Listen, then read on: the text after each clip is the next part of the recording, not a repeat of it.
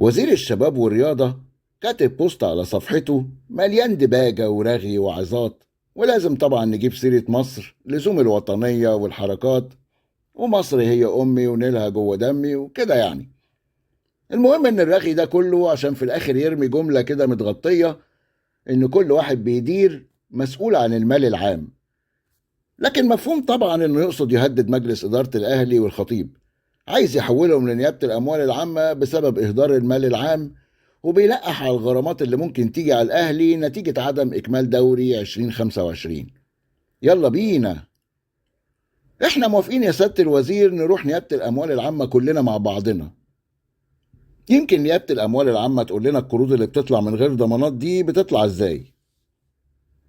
يلا بينا نروح نيابة الأموال العامة، يمكن تقول لنا ملايين من دولارات البلد اللي ضاعت على غرامات الفيفا والمحكمة الرياضية الدولية مين السبب فيها واتدفعت ازاي، وملايين الدولارات دي جت منين والبلد فيها نقص دولارات أصلا. تعال نروح نيابة الأموال العامة، يمكن يعرفونا الميزانية المخططة بتاعت السنة اللي فاتت اللي كلها اختلاسات واللي رفضتها الجمعية العمومية، يمكن يقولوا لنا الملايين دي راحت فين. يلا بينا نروح نيابة الأموال العامة تفسر لنا من إمتى ميزانيات الأندية بيبقى فيها ملايين إكراميات. هو المال العام فيه تبس يا سيادة الوزير؟ يعني أنت ممكن تدي السايس اللي واقف تحت الوزارة تبس عشان يركنك وتأيدهم في ميزانية مصروفات الوزارة؟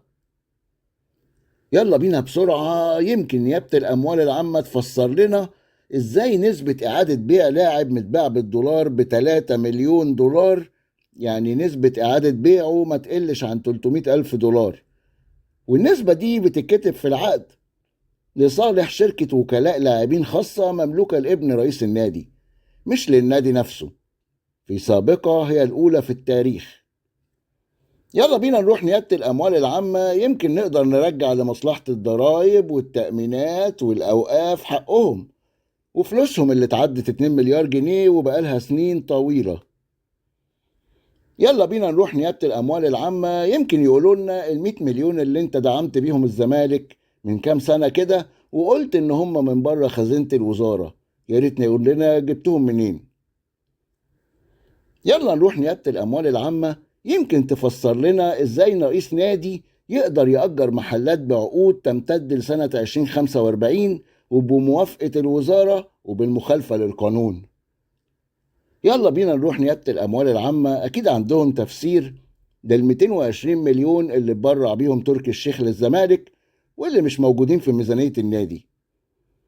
يا سيادة الوزير، دي الفلوس اللي اتصرفت على الزمالك وديونه، لو كانت اتصرفت على التعليم ما كانش هيبقى في زملكاوي واحد في البلد.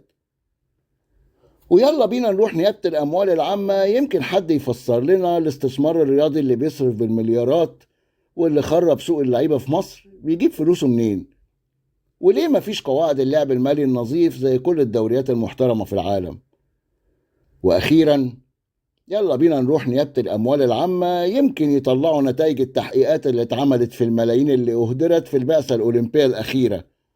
وبالمناسبة صحيح، وحياة عينيك لما تفضى من الحفلات والتصوير يبقى شوف لنا ال28 مليون اللي صرفهم اتحاد الفروسية على وائل نصار، واللي وائل نصار ما يعرفش عنهم حاجة أصلا، شوف لنا والنبي الفلوس دي راحت فين، وهي نوايا تسند الزير برضو. بلاش انت يا دكتور أشرف، اللي بيته من إزاز ما يحدفش الناس بالطوب. واوعى اوعى تنسى ان الأهلي أنجح منظومة في مصر رياضيا وماليا، وميزانيته واضحة زي الشمس، وبتتقدم بمنتهى الشفافية سنويا لجمعيته العمومية وللجهاز المركزي للمحاسبات. فالشويتين دول تروح تعملهم مع نادي المصالح والعمولات والسوق السوداء، واوعى اوعى تفكر تحط الأهلي في جملة مفيدة مع الفسدة والمختلسين، ناس ما عندهاش دم.